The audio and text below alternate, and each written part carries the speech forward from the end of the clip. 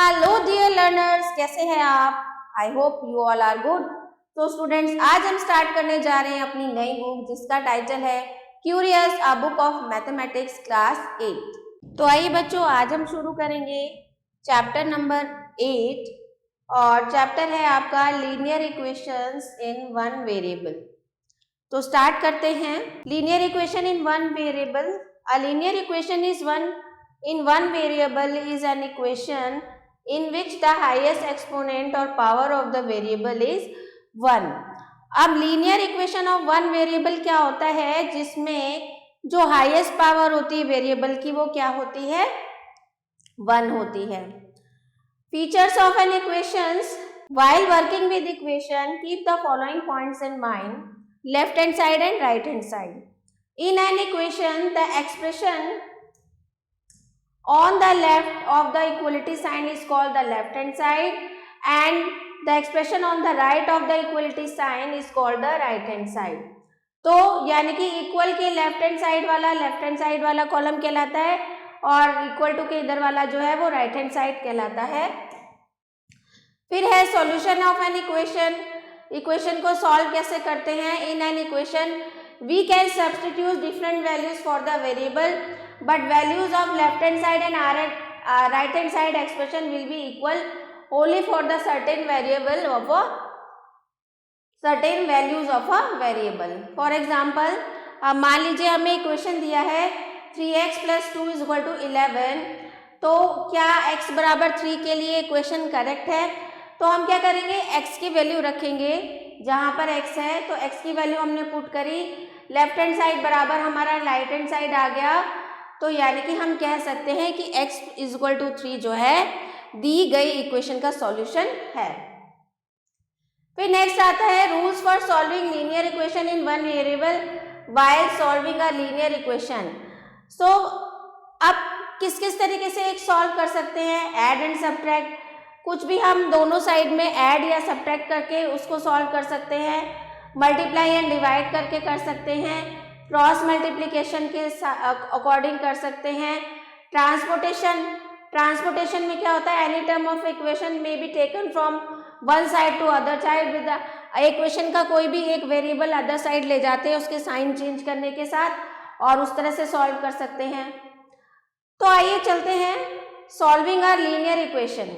Case 1, when variable is only one on one side of the equality. यानी कि जब linear equation में variable जो है वो एक ही साइड दिया गया है, यानी कि जैसे 3x है वो एक ही साइड दिया गया है, तो क्या कर सकते हैं हम? Solve and check the given equation. 3x + 5 = 20 है, तो 3x + 5 = 20 है। तो क्या करा हमने, यहाँ से सबसे पहले हम 5 को हटाएंगे, तो +5 हमने लेफ्ट हैंड साइड करा और -5 हमने लेफ्ट हैंड साइड करा और -5 ही हमने राइट हैंड साइड करा। तो ये 5 से 5 कैंसिल हो गया। अब हमारे पास यहाँ पर 3x बराबर कितना रह गया? 15 रह गया। अब हमें 3 को यहाँ से हटाना है x की वैल्यू निकालने के लिए, तो क्या करेंगे, 3 से डिवाइड कर देंगे दोनों तरफ। तो 3 से इधर डिवाइड कर देंगे तो 1x आ जाएगा और इधर करेंगे तो 5 आ जाएगा। तो x बराबर क्या आ गया हमारा? 5 आ गया। अब सॉल्यूशन चेक कैसे करेंगे? तो लेफ्ट हैंड साइड में हमने x की वैल्यू क्या निकाली? 5। तो उसको रख के देखेंगे तो वो राइट हैंड साइड के इक्वल आना चाहिए। तो हमने वैल्यू रखी तो ये आ गया 20 बराबर 20। तो हम कह सकते हैं left hand side = right hand side. तो x बराबर 5 जो है दी गई इक्वेशन का सॉल्यूशन है। दूसरा जो मेथड है case 2, when variable is on both side of the equality. अगर दोनों तरफ वेरिएबल है तो उस केस में क्या करते हैं? आप देखिए सॉल्व एंड चेक। ये 3x + 2/3 = 2x + 1। तो हम क्या करेंगे, वेरिएबल को, जो वेरिएबल पार्ट है वो एक साइड कर लेंगे और जो न्यूमेरिक पार्ट है वो उसको एक साइड कर लेंगे। तो हमने क्या करा, 3x - 2x बराबर 1 - 2/3 कर दिया। तो यहाँ से हमारी x की वैल्यू आ गई 1/3। फिर दोनों तरफ हम x की वैल्यू पुट ऑन करके देखेंगे, अगर लेफ्ट हैंड साइड है और राइट हैंड साइड इक्वल आते हैं तो यानी कि हमारा सॉल्यूशन सही है। फिर नेक्स्ट है सॉल्व द गिवन इक्वेशन। इसमें देखिए 7x + 3/4 = 3/2x + 7। तो इसमें क्या करा, वेरिएबल को एक साइड ले गए, 7x, पहले यहाँ पर इन्होंने क्या करा, एलसीएम ले लिया, फिर इधर का एलसीएम ले लिया, x वालों को एक तरफ लेके, वेरिएबल को एक तरफ लेके, फिर इसको सॉल्व कर दिया। ट्रांसपोर्टेशन वाले मेथड से इन्होंने सॉल्व किया है। फिर नेक्स्ट है solve and check the equation 3y/2 - 4 बराबर 28। ठीक है, तो यहाँ पर 3y/2 - 4 बराबर 28, 3y/2 बराबर 28 प्लस 4 हो जाएगा 32 हो जाएगा, 3y बराबर हो जाएगा 2, उधर मल्टीप्लाई में चला जाएगा 64, y बराबर आ गया 64/3, तो इसको काट दिया। ठीक है, तो ये हो जाएगा, तो 28, फिर इसकी वैल्यू पुट ऑन कर देंगे, लेफ्ट हैंड साइड बराबर राइट हैंड साइड आपका आना चाहिए। एक्सरसाइज 8.1 है, इफ x/4 बराबर 1/2 देन x, अगर x/4 बराबर 1/2 है तो x की वैल्यू बताइए। तो यहाँ पर x की वैल्यू क्या करेंगे, क्रॉस मल्टीप्लिकेशन से निकाल सकते हैं। आप लिख देंगे 2x बराबर 4 और x बराबर क्या आ जाएगा आपका 4/2, तो यहाँ से x की वैल्यू क्या आ जाएगी 2 आ जाएगी आपकी। फिर the sum of a number and its half is 33। एक नंबर है और उसके जो हाफ का सम है वो 33 है। एक नंबर है और उसका हाफ का जो सम है वो कितना है 33 है। बस उसको नंबर को फाइंड आउट करना है। एलसीएम निकाल लिया 2x प्लस x बराबर 33, ये हो गया 3x बराबर 33, ये उधर जाके मल्टीप्लाई हो जाएगा 2, x बराबर 33 इंटू 2/3, तो ये आ जाएगा 11। तो x बराबर क्या आ गया आपका 22 आ गया, तो x की वैल्यू 22 निकाल दी। इसी तरह से ये क्रॉस मल्टीप्लिकेशन से सॉल्व हो जाएगा। फिर नेक्स्ट है the sum of a number and its double is, एक नंबर और उसके डबल का सम 33 है, तो नंबर फाइंड आउट कर लेंगे आप। ठीक है, अब आते हैं नेक्स्ट क्वेश्चन पे। Solve the following equation and check the result. Equation को सॉल्व करना है और रिजल्ट चेक करना है।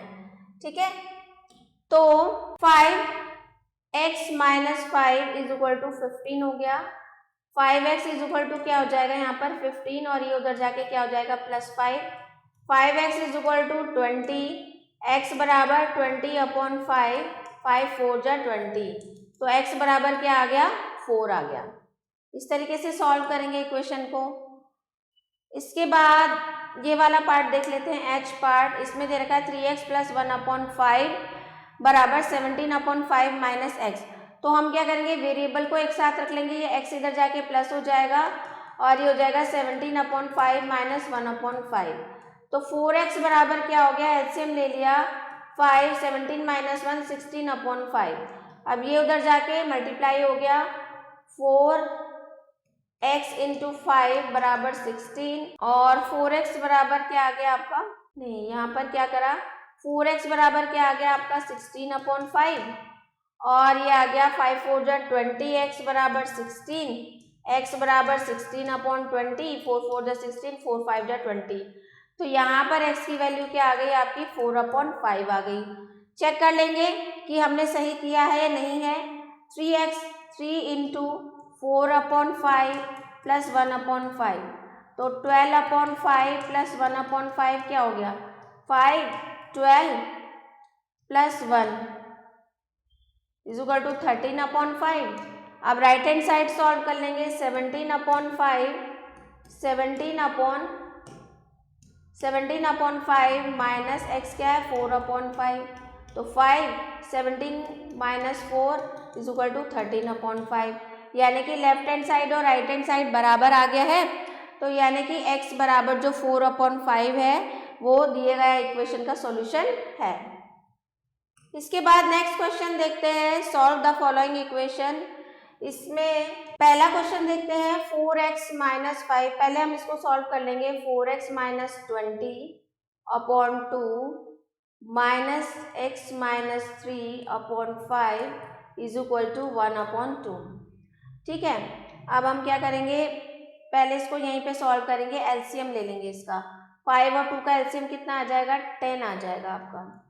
ठीक है, 2 5 जा 10, तो 5 की इन दोनों में होगी 5x प्लस माइनस 100 माइनस यहाँ पर क्या आ जाएगा x - 3, 5 2 जा 10, तो -2x - 6 आ जाएगा, ठीक है, बराबर 1/2। अब हमने क्या करा, 5x में से 2x गया 3x और 100 और 6 कितना हो गया, माइनस का 106 बराबर 10 बराबर 1/2। अब क्या करेंगे, हम क्रॉस मल्टीप्लाई कर देंगे, ये हो जाएगा 3 2 जा 6x माइनस 106 6 2 जा 12 212 बराबर क्या आ जाएगा आपका 10। तो 6x बराबर 10 प्लस 212, तो 6x बराबर आ जाएगा 222, x बराबर आ जाएगा 222/6। तो 2 3 जा 6, 2 1 जा 2, 2 1 जा 2, 2 1 जा 2। अब इसको सॉल्व कर लेंगे, 111/3 जो है x की वैल्यू आपकी आ रही है, ठीक है। तो x बराबर 113/3 लिख सकते हैं, ये इसका आंसर हो जाएगा। इसी तरह से बाकी के क्वेश्चंस भी आपको सॉल्व करने हैं। फिर नेक्स्ट क्वेश्चन में भी सॉल्व एंड चेक बोल रहा है, इसका एक पार्ट देख लेते हैं। इसमें है आपका 2.4, ये वाला देखते हैं हम। इसमें हमने क्या करा, वेरिएबल को हमने एक साइड ले लिया बराबर 78/-25 माइनस 36/25, ठीक है। तो ये हो गया 2.4 माइनस 10, तो 10 में से 2.4 अगर हमने लेस कर दिया 6 माइनस का 7.6x हो गया। ये यहाँ पर एलसीएम ले लिया हमने 25, ये माइनस का 78 माइनस 36, तो ये हो जाएगा आपका 78 और 36 कितना हुआ, 7 6 13 14, 78 और 36 114, ठीक है। तो ये हो गया माइनस का 7.6x इंटू 25 बराबर माइनस का 144, राइट। अब इसकी मल्टीप्लाई करिए, 7.6 इंटू 25, 7.6 की 25 में करेंगे, 6 5 जा 30, 7 5 जा 35, 36 37 38, 6 2 जा 18, 7 2 जा 14 15, ये आ गया 1960, ठीक है, 196 आ गया। 196x बराबर 144 और x बराबर आ गया 144/196। अब इसको काट लेंगे हम, 144/196 को काटेंगे, 2 7 जा 14, 2 2 जा 4, 2 8 जा 16, 2 8 जा 16, ये हो गया 8 9 जा 72, 8 1 जा 8, 8 1 जा 8। तो यहाँ पर x की वैल्यू क्या आ गई आपकी, 9/11 आ गई, ठीक है, 9/11 आ गई। फिर सॉल्व एंड चेक बोला है, 9/11 रख के देखेंगे, पहले लेफ्ट हैंड साइड में 2.4 इंटू 9/11 प्लस 36/25 प्लस 36/25, तो ये हो जाएगा 2.4 इंटू 9, 2.4 इंटू 9, 9 4 जा 36, 9 2 जा 18, 19 20 21, 21.6/11 प्लस 36/25, ठीक है। इस तरीके से इसको सॉल्व करेंगे एलसीएम लेके। फिर यहाँ पर राइट हैंड साइड भी सॉल्व करेंगे, 10 इंटू 9/11 माइनस 78/25, तो ये हो जाएगा 10 9 जा 90/11 माइनस 78/25, ठीक है। तो दोनों का एलसीएम क्या आ गया, हमारा कॉमन आ गया एलसीएम 11 इंटू 25। अब 21.6 की किस में मल्टीप्लाई करें, 25 की, 21.6 इंटू 25 प्लस 25 36 की किस में करें, इंटू 11, ठीक है। ये लेफ्ट हैंड साइड चल रहा है आपका। राइट हैंड साइड देखेंगे तो राइट हैंड साइड में भी 11 इंटू 25 आ जाएगा, यहाँ पर आ जाएगा आपका 90 इंटू 25 माइनस 78 इंटू 11। दोनों को सॉल्व करेंगे, दोनों left hand side and right hand side equal आ जाएगा, तो यानी कि दिया गया जो सॉल्यूशन है वो दिया गया जो x की वैल्यू है वो इक्वेशन का सॉल्यूशन है। इसका जी पार्ट और देख लेते हैं। यहाँ पर दे रखा है 0.04 into 2x minus 5 plus x बराबर 27। तो पहले इसको सॉल्व कर लेंगे, 0.04 इंटू 2 कितना हो जाएगा, 4 2 जा 8 0 0, 0.08, तो ये हो जाएगा 0.08x माइनस 0.04 इंटू 5 कितना हो जाएगा 0.20 प्लस x बराबर 27। ठीक है, अब ये हमारे पास वेरिएबल वाला है, ये नंबर वाला है, तो वेरिएबल वाले को एक साथ रख लेंगे प्लस x। ठीक है, यार इसको 1x कह सकते हैं हम, और ये 27 प्लस 0.20।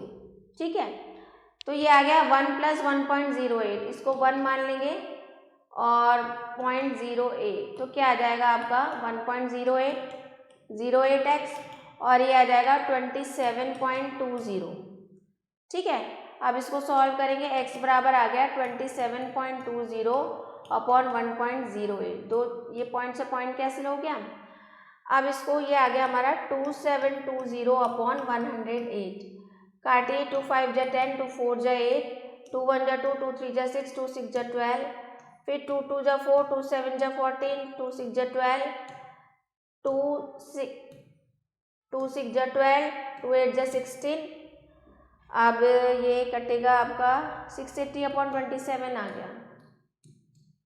ठीक है, अब ये 8 और 6 14, 3 से नहीं जाएगा, 27 से, 9 से नहीं जाएगा, तो बस इसको यहीं पे 680 अपॉन 27 इसकी वैल्यू आ रही है। तो अब इसको रख के देखेंगे लेफ्ट हैंड साइड में, 0.042 इंटू 680 अपॉन 27 माइनस 5। ठीक है, तो ये हो जाएगा आपका 0.04 680, 2 जा 8 2 जा 16, 1360 अपॉन 27 माइनस 5। ठीक है, तो यहाँ पर क्या करेंगे, इसका एलसीएम ले लेंगे 27 1360, अब 27 5 जा कितना हो जाएगा, 7 5 जा 35, 135। ठीक है, और बाहर आपका 0.04 चल ही रहा है, तो 1360 अपॉन 1 में से 135 को माइनस कर देंगे, 1360 में से 135 को माइनस कर देंगे, तो ये आ जाएगा 1225 अपॉन 27, और बाहर हमारा 0.04 चल ही रहा है। फिर अब इसको सॉल्व करेंगे तो क्या आएगा आपका, अगर आप इसको 1225 को 0.04 से 5 2 7 8 9 10, ये 3 से नहीं कटेगा, 0.04 इन दोनों के आपस में मल्टीप्लाई करेंगे, अपॉन 27 कर देंगे, 1225 अपॉन 1225 और 0.04 की मल्टीप्लाई करेंगे, 5 4 जा 20, 4 2 जा 8 9 10, 4 2 जा 8 9, 4 1 जा 4, तो करेंगे और फिर उसको 27 से डिवाइड कर देंगे, तो आपका इसका आंसर जो है वो 27 ही आएगा। राइट, तो इस तरीके से आप कर सकते हैं इसको, या फिर इसको एक तरीके से और कर सकते हैं। इसमें क्या करेंगे, आप 0.4 को इधर ले जाएंगे, 2x माइनस 5 प्लस x हो जाएगा, यहाँ पर 27 अपॉन 0.04 कर देंगे। ठीक है, तो ये हो जाएगा 3x माइनस 5 बराबर 27 अपॉन 0.04। ठीक है, अब ये हो जाएगा 3x माइनस 5 अपॉन 1 मान लेंगे, ये 27 बराबर हो जाएगा 0.04 के 3 में मल्टीप्लाई करेंगे, तो 4 3 जा 12 1 0 0.12x माइनस 0.04 की 5 में मल्टीप्लाई करेंगे, 5 4 जा 20 2.20, ये हो गया। अब 27 में से 0.20 लेस करेंगे, 27 में से 0.20 लेस करेंगे, तो ये आ जाएगा 10 में से 2 गया 8 और 6 26.80 इज इक्वल टू 0.12x, और x बराबर क्या हो जाएगा आपका 26.80 अपॉन 0.12, तो 0 से 2 0 कट गई। अब अगर हम इसको काटें, 2 6 जा 12, 2 1 जा 2, 2 3 जा 6, 2 4 जा 8 0, 2 3 जा 6, 2 6 जा 12, 2 7 जा 14, 2 3 जा 6, 7 3 10 6 16, 3 से काटेंगे, 3 2 जा 6, 3 2 जा 6, 3 2 जा 6, 3 4 जा 12, 224 अपॉन समथिंग आएगा। तो इसको सॉल्व करके देखेंगे, लेफ्ट हैंड साइड बराबर राइट हैंड साइड आपका हो जाएगा। ठीक है, अब इसी तरीके से आपको सारी इक्वेशंस ये सॉल्व करनी है। ठीक है, अब देखते हैं application of linear equation. Linear equation को कहाँ कहाँ अप्लाई करते हैं।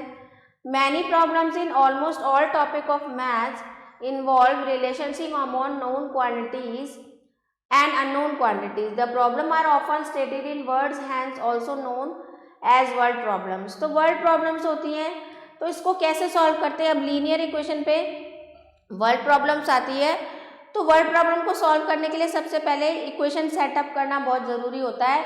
तो उसके लिए कुछ स्टेप्स होते हैं। पहला स्टेप है read the problem carefully and note down what is given and what is required to be found. तो सबसे पहले जो वर्ड प्रॉब्लम है उसको आपको ध्यान से पढ़ना है, जो कुछ उसमें गिवन है, जो दिया है उसको नोट डाउन करना है। Step 2 denote the unknown quantity by some English letter, और जो अननोन क्वांटिटी है उसको x y z a कुछ भी एज्यूम कर लेंगे। फिर स्टेप 3 है translate the statement of the problem into mathematical statement, जो स्टेटमेंट दिया गया है उसको मैथमेटिकल इक्वेशन में ट्रांसलेट करेंगे। फिर क्या करेंगे, understand the relationship between the variable and constant. फिर solve the equation using any one of the method, किसी भी मेथड से इक्वेशन सॉल्व करेंगे और जो आंसर आया है उसको इक्वेशन में फिल करके देखेंगे। अगर वो उसको सेटिस्फाइड कर रहा है तो यानी कि वो करेक्ट है। आप देखिए जैसे वर्ड प्रॉब्लम में the sum of 3 consecutive multiples of 7 is 777। अब 7 के 2 कंसेक्यूटिव यानी कि एक के बाद एक आने वाले मल्टीपल जो हैं उनका सम जो है वो कितना है, 777 है। तो पहला मल्टीपल 7 का माना x, दूसरा माना x + 7, तीसरा माना x + 14। अब अकॉर्डिंग टू द क्वेश्चन कि तीनों का सम कितना है, 777 है, तो रख दिया इक्वेशन में। यहाँ से x की वैल्यू आ गई 252। तो x पहला जो नंबर था वो 252 आया, दूसरा 252 + 7 259, तीसरा 252 + 14 266, यानी कि जो 3 नंबर्स हैं वो क्या हो गए, 252, 259 और 266। उसके बाद a number when added to it half gives 48। अगर किसी नंबर को उसी के हाफ में ऐड किया जाता है, तो मान लिया नंबर x है, उसका हाफ कितना होगा, x/2। अगर उन दोनों को ऐड कर दिया जाता है तो क्या मिलता है, हमें 48 मिलता है। तो x + x/2 = 48 रख दिया, इक्वेशन को सॉल्व करा तो x बराबर क्या आ गया, 32 आ गया, यानी कि 32 वो नंबर है। फिर नेक्स्ट है the sum of the ages of Jacob and his son is 28 years. Jacob और उसके बेटे की एज का जो सम है वो 28 ईयर्स है। 10 years from now ratio of their ages would be 5:11। Find their present age. बताओ उनकी प्रेजेंट एज कितनी मान ली, x मानी सन की, और पापा की जो present age, the present age of father 28, Jacob and his son, तो 28 - x। 10 years from now x + 10 year, और फादर की एज 28 - x + 10 ईयर्स। ठीक है, तो अकॉर्डिंग टू द क्वेश्चन क्या 10 ईयर्स के बाद जो है उनकी एजेस का रेशो कितना हो जाएगा, यानी कि 10 ईयर्स के बाद सन की एज हो जाएगी x + 10, और 10 ईयर्स बाद फादर की एज हो जाएगी 38 - x, उसका रेशो कितना हो जाएगा, 5:11 हो जाएगा। तो उसको सॉल्व कर लेंगे, x की वैल्यू आ गई 5, x हमने मानी थी सन की एज, ठीक है, और फादर की एज 28 - x 23 ईयर्स हो गई। फिर नेक्स्ट है the sum of the digit of 2 digit number is 12. The number formed by interchanging the digit is greater than the original number by 54. Find the original number. While writing a number in expanded form, its digits are multiplied by their place values, i.e. 36 is equal to 3 into 10 plus 6 and 97 is equal to 9 into 10 plus 7. तो let the one digit of original number is x. तो ones place की digit को हमने क्या मान लिया, x मान लिया। तो टेंस डिजिट की प्लेस क्या हो जाएगी, 12 - x। The sum of the digit 2 digit number is 12। तो अच्छा, the tens digit of original number is 12 - x, क्योंकि दोनों का सम जो है 12 है तो एक x हुआ तो एक 12 माइनस एक्स हो गया। अब the original number in expanded form, तो क्या हो जाएगा 10 into 12 minus X, 10 into 12 minus X plus 1 X, भाई 10 into 12 minus X plus X, तो 120 माइनस इसको सॉल्व करा। On interchanging the digit and one place, अब इनकी डिजिट को चेंज कर दिया, 12 minus X and 10 digit now X, तो the number is obtain by interchanging the digit in expanded notation is, आप देखो यहाँ पर हमने क्या करा, 12 माइनस एक्स की जगह 10x रख दिया, 10x प्लस 1x की जगह रख दिया 12 माइनस एक्स, तो ये हो गया according to question. The number obtain on interchanging the digit is greater than the original number by 54, और वो ओरिजिनल नंबर से कितना ज़्यादा है, 54 ज़्यादा है, तो वो इक्वेशन में पुट ऑन कर दिया। तो अब आपका x की वैल्यू क्या आ गई, 9 आ गई। The 10 digit is 12 minus x, 12 minus 9 is equal to 3, तो ओरिजिनल नंबर क्या हो जाएगा, 1 डिजिट क्या आई थी हमारी 9 आई थी, और 10 डिजिट क्या आई थी 3 आई थी, तो ओरिजिनल डिजिट क्या हो गई आपकी 39 हो गई। फिर नेक्स्ट है, a motor boat goes certain distance downstream in the river in 10 hours, it goes the same distance upstream in 12 hours, the speed of water is 6 kilometre per our, find the speed of the boat in still water. अब एक motor boat जो है वो नीचे जाती है, downstream जाती है इन 10 घंटों में, और सेम डिस्टेंस वो ऊपर जाती है 12 घंटे में। The speed of water is 6 kilometre per hour, speed कितनी है 6 किलोमीटर पर आवर। तो speed of the boat in still water, तो रुके हुए पानी में उसकी स्पीड बतानी है, तो let the speed of the boat in still water be x kilometre per our.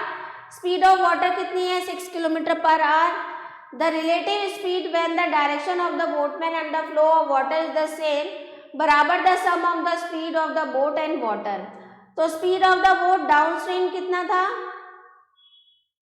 x plus 6, distance cover in 10 hours, speed into time, तो स्पीड टाइम 10 इंटू स्पीड, ये हो गया।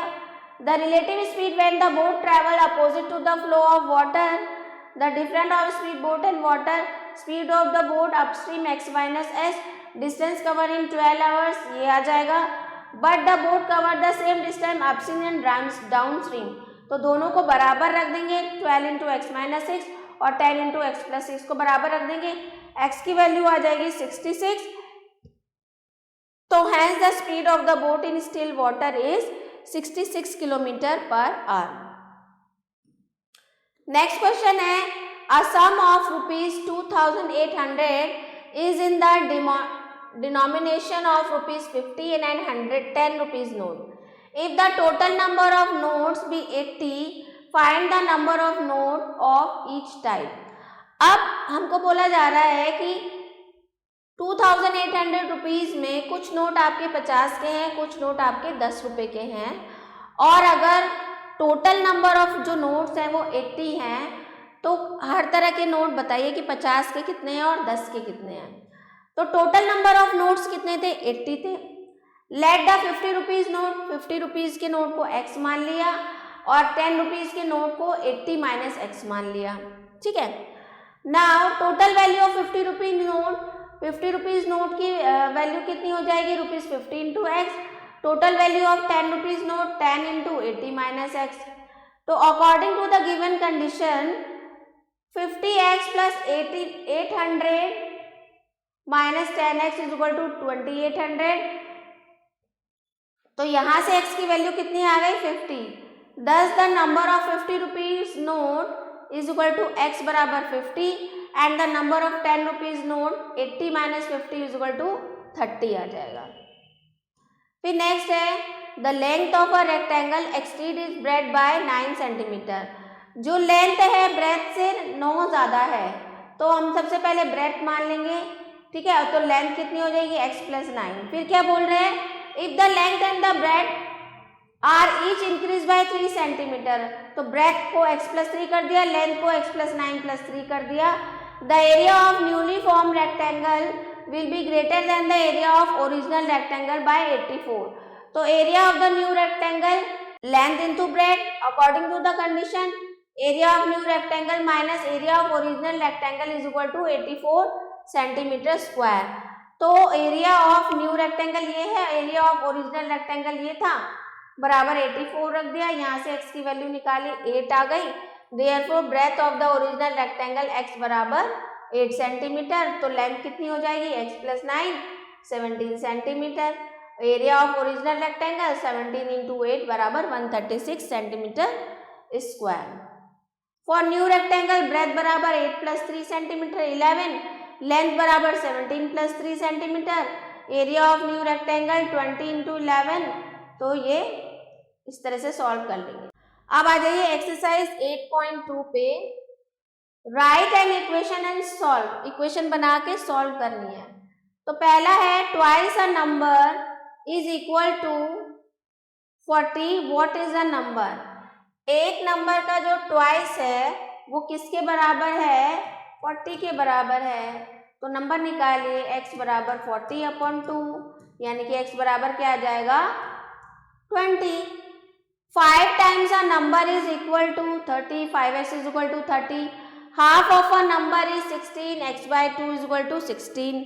ऐसी इक्वेशन बन जाएगी, तो बहुत इजी है। क्वेश्चन 2 है, twice a number when added to itself gives, किसी नंबर के ट्वाइस से, मानो सबसे पहले नंबर x मान लिया, अब उस नंबर का जो ट्वाइस है 2x, when added to itself, जब उसमें खुद को जोड़ देता है तो क्या मिलता है 75 मिलता है।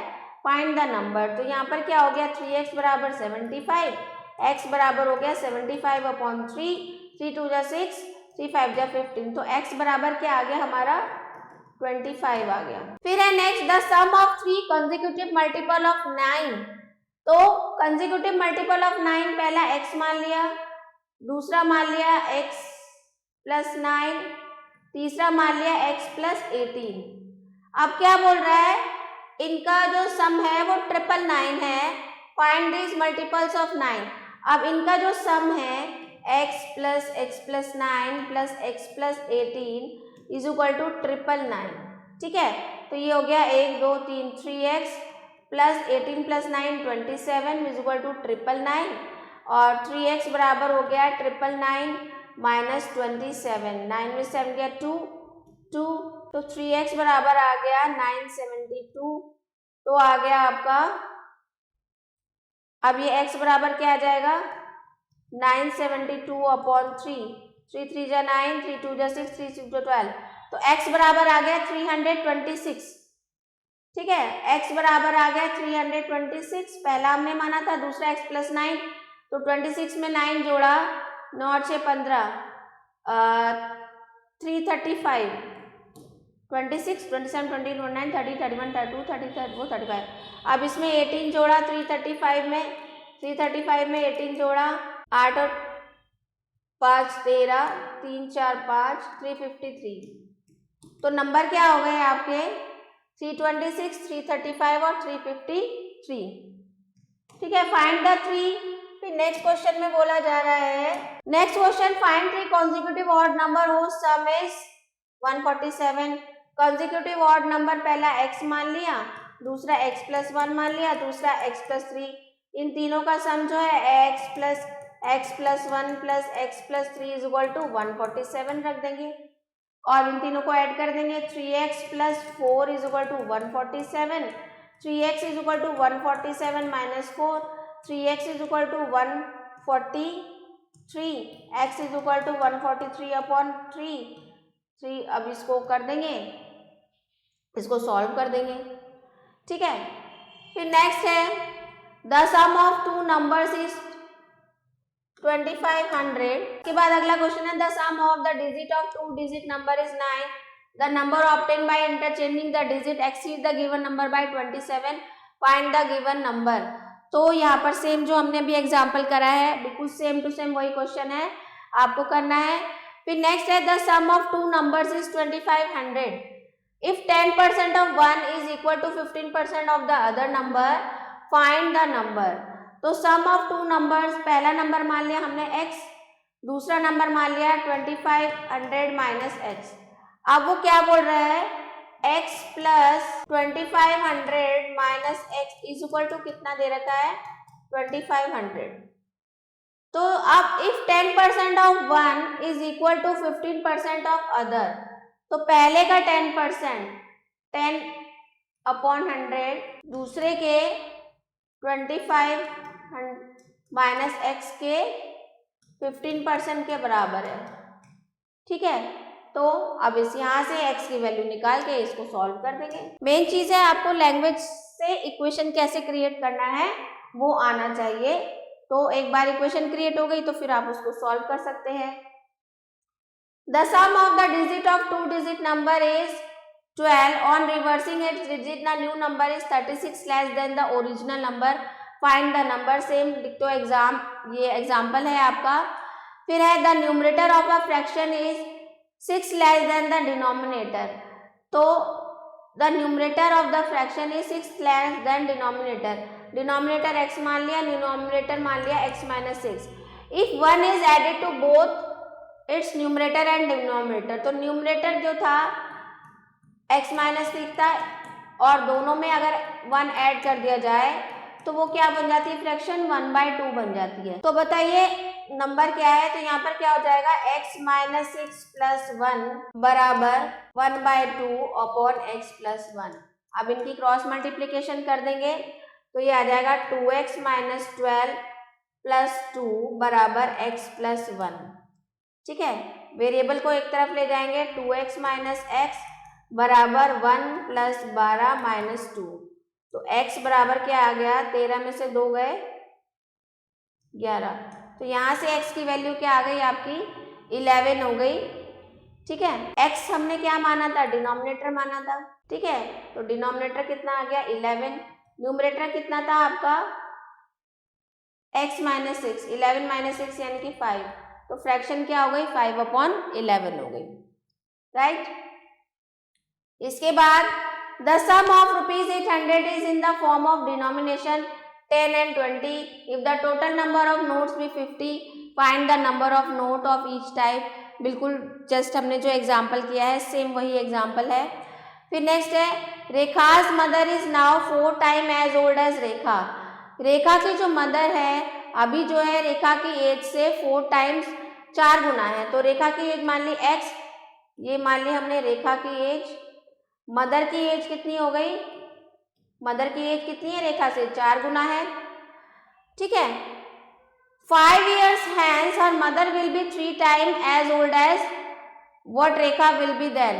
अब 5 साल के बाद रेखा की एज कितनी हो जाएगी x प्लस 5, 5 साल के बाद मदर की एज कितनी हो जाएगी 4x प्लस 5, तो 5 years hence mother will be 3 times as old as what Rekha will be then, तो रेखा की एज के 3 गुना हो जाएगी। बस अब इसको सॉल्व कर लेंगे, प्रेजेंट एज निकालनी है। 3x प्लस 15 बराबर 4x प्लस 5, और ये हो गया 3x माइनस, ये हो जाएगा 4x माइनस 3x बराबर 15 माइनस 5, तो x बराबर आ गया 10। तो x हमने किसकी मानी थी रेखा की एज मानी थी, तो रेखा की एज कितनी हो गई 10 और मदर की एज कितनी होगी 4x बराबर 4 इंटू 10 बराबर 40, तो रेखा की एज हो गई 10 ईयर्स और मदर की एज हो गई 40 ईयर्स। इसके बाद नेक्स्ट क्वेश्चन है the sum of the present age of Ram and his son is 53 years. Ram और उसके सन के प्रेजेंट एज का जो सम है वो 53 ईयर्स है। तो मानो पहले राम की एज मान ली x और उसके सन की एज मान ली 53 माइनस x। ठीक है, 4 साल पहले राम की एज x माइनस 4 ईयर्स हो, तो Ram age was 4 times age of his son. Ram की जो एज है उसके सन की एज क्या मानी थी हमने 5x minus x, 5 years and mother 53 year, 53 minus x, जो राम के फादर की एज है 4 times age of his son, उसके सन की एज के 4 गुना हो जाएगी। तो अब इसको सॉल्व कर लो, x माइनस 4, ये हो जाएगा 53 इंटू 4, 4 3 12, 5 4 20, 21, 212 माइनस 4x, तो ये हो जाएगा 5x बराबर 212 प्लस 4, तो 5x बराबर 12 216। तो यहाँ से x की वैल्यू निकल जाएगी आपकी। x की वैल्यू हमने क्या मानी थी, फादर की मानी थी, और राम की एज क्या हो जाएगी 53 माइनस x से राम की एज निकाल लेंगे, उसके सन की, सॉरी। फिर नेक्स्ट है the total cost of 3 table and 2 chair is 745। If the table cost 40 more than a chair find the price of each. अब यहाँ पर आपको बोला जा रहा है कि total cost of 3 table and 2 chair. तो 3 टेबल मान लो कॉस्ट x है, तो 3 टेबल और 2 चेयर की कॉस्ट कितनी है 745 है। If the table cost 40 metre more than, तो 3 टेबल्स की 3x 40 rupees more than a chair. Chair की कॉस्ट कितनी मानी थी हमने 2x। Find the price of each. तो ये हो जाएगा 3x बराबर 3x माइनस 2x बराबर 40। तो यहाँ पर क्या हो जाएगा 3 टेबल्स एंड 2 चेयर की कॉस्ट 745 है। If the table cost 40 more than a chair find the price of each. तो यहाँ से हमने 5x बराबर क्या आ गया 745, x बराबर क्या आ गया 745 अपॉन 5, 5 1 जा 5, 5 2 जा 10, 5 9 जा 45। तो x बराबर क्या आ गया 129। तो टेबल कितनी थी 3 इंटू एक्स 129, और चेयर कितनी थी 2 इंटू एक्स 129। ये निकाल लेंगे तो इनकी कॉस्ट निकल जाएगी, ठीक है। इसके बाद नेक्स्ट क्वेश्चन है the parameter of a rectangular swimming pool is 154 metre. एक जो रेक्टेंगुलर स्विमिंग पूल है उसका जो पैरामीटर है वो 154 मीटर है, ठीक है। पैरामीटर दिया है हमें 154। Its length is 2 more than twice its breath.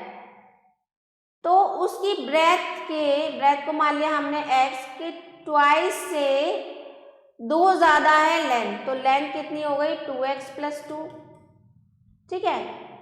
What are the length and breadth of the pool. तो हमें पता है पैरामीटर बराबर क्या होता है 2l प्लस b। अब पैरामीटर हमें दे रखा है कितना 154 लिख दिया। लेंथ कितनी दे रखी है हमें, लेंथ हमारी आई 2x प्लस 2 और ब्रेथ कितनी आई हमारी 2x, ठीक है।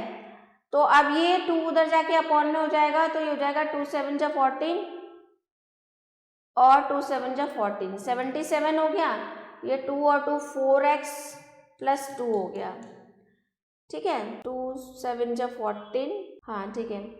तो ये अब 77 माइनस 2 बराबर 4x हो गया। ये हो गया 75 बराबर 4x हो गया। x बराबर आ गया आपका 75 अपॉन 4। तो यहाँ से x जो है 4 1 जा 4, 5 6 7 4 8 जा 32, 30 34 35 4 7 जा, तो 18 पॉइंट समथिंग आपका x की वैल्यू आ रही है। तो ब्रेथ हमारी क्या थी 2x, तो ब्रेथ हमने 2 इंटू एक्स की वैल्यू जो आएगी उससे मल्टीप्लाई कर लेंगे। लेंथ क्या थी आपकी 2x प्लस 2, तो 2x प्लस 2 में वैल्यू रख के हम उसकी लेंथ को भी फाइंड आउट कर लेंगे। फिर नेक्स्ट है the altitude of a triangle it's 2/3 the length of its corresponding base. If the altitude increase by 4 centimetre and base is decrease by 2 centimetre the area of the triangle remains the same. Find the base and the altitude of a triangle. अब यहाँ पर क्या कहा जा रहा है the altitude of a triangle. मान लीजिए एक ट्राइंगल है, इसका जो एल्टीट्यूड है is 2/3 the length of its corresponding base. तो ये हमने बेस मान लिया x है और जो उसका एल्टीट्यूड है वो क्या है उसके 2/3, बेस से 2/3 है, तो जो एल्टीट्यूड आ गया वो आ गया आपका 2x अपॉन 3।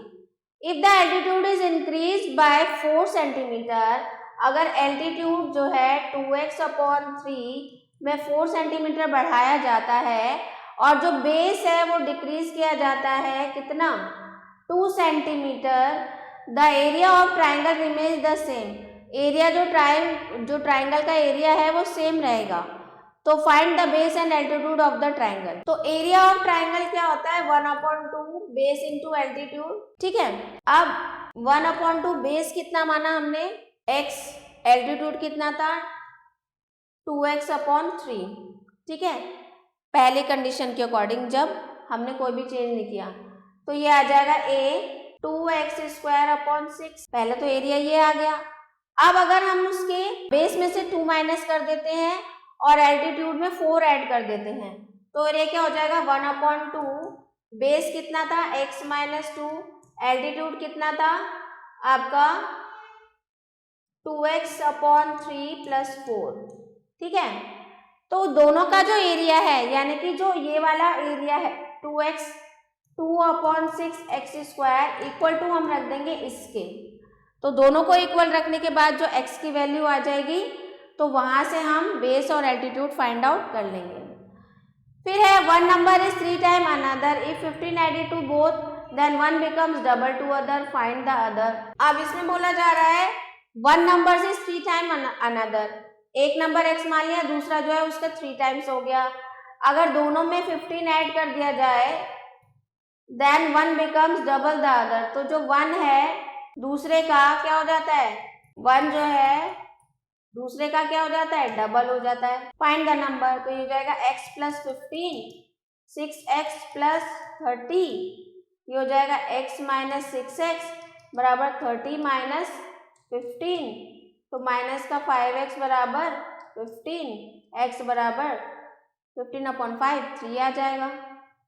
ठीक है, तो पहला नंबर आ जाएगा 3 + 15 18, दूसरा आ जाएगा 3 3 जा 9 + 15 9 24। ठीक है, अब नेक्स्ट है a steamer goes downstream and cover the distance downstream and upstream between 2 ports in 9 hours and 10 hours respectively. If the speed of the stream is 1 km/h, find the speed of the steamer in still water. Same हमने जो example में question किया है वही question है।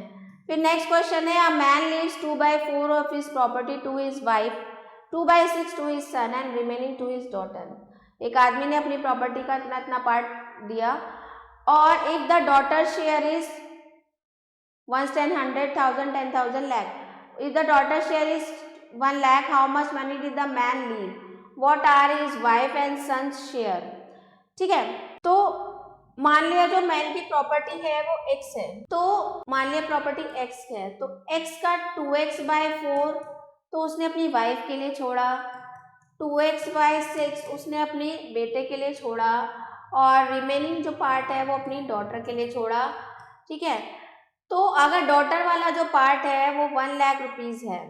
ठीक है, तो यहाँ पर क्या रख देंगे 2x/4 + 2x/6 + 1 = x। ठीक है, how much money did the man leave, तो यहाँ से हम क्या करेंगे x की वैल्यू निकाल लेंगे। ठीक है, x की वैल्यू निकालेंगे और फिर उसको तो तो जब x की वैल्यू आ जाएगी तो वाइफ की प्रॉपर्टी 2x/4 था वो निकल जाएगी और सन की प्रॉपर्टी 2x/6 थी वो निकल जाएगी और डॉटर की तो हमें दी ही हुई है तो उससे निकल जाएगी। फिर है the length of a rectangle exceed breadth by 7, तो ब्रेथ मान लिया x और लेंथ क्या है x + 7। If the length is decrease by 4, अगर लेंथ में 4 डिक्रीज किया जाता है and breadth is increased by 3, the area of a new rectangle, जो नए रेक्टेंगल का एरिया है is same as the original rectangle, जो ओरिजिनल रेक्टेंगल का एरिया है।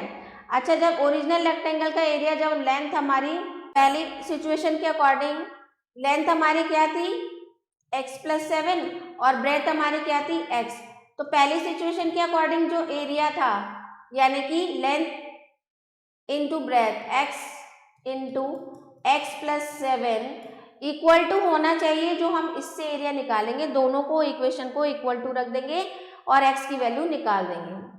फिर नेक्स्ट है divide ₹1500 between a b c such that b share is 5/6 of a share and c share is 4/5 of b share. तो यहाँ पर hint भी दिया गया है let a share is x, b share 5x/6, c share 4/5 of 5x/6। तो इस तरीके से इसको सॉल्व कर लेंगे। इसके बाद MCQs क्वेश्चन है, तो ये भी इसमें भी आपको इक्वेशन बनानी और सॉल्व करना है। उसके बाद लैब एक्टिविटी है, चैप्टर टेस्ट है ठीक है, तो इसको आप खुद से सॉल्व करेंगे। लेट सम अप में चैप्टर की समी दी गई है, इसको एक बार से अच्छे से गो थ्रू कर लेंगे। तो ये था आपका चैप्टर, आई होप आपको समझ में आ गया होगा। तो मिलते हैं आपसे अगले chapter. So I hope students आपको वीडियो पसंद आया होगा। तो मिलते हैं आपसे नेक्स्ट वीडियो में, तब तक के लिए थैंक्स फॉर वॉचिंग।